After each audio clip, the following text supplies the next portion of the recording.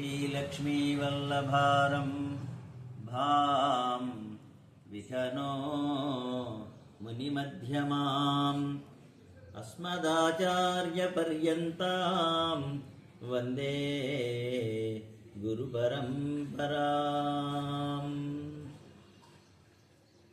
ఈ యొక్క కార్తీక మాసం హరిహరాత్మకమైనటువంటి కార్తీక మాసం ఏకాదశి, ద్వాదశి 2 రోజులు చేసుకునేటువంటి వ్రతం గురించి ఒకసారి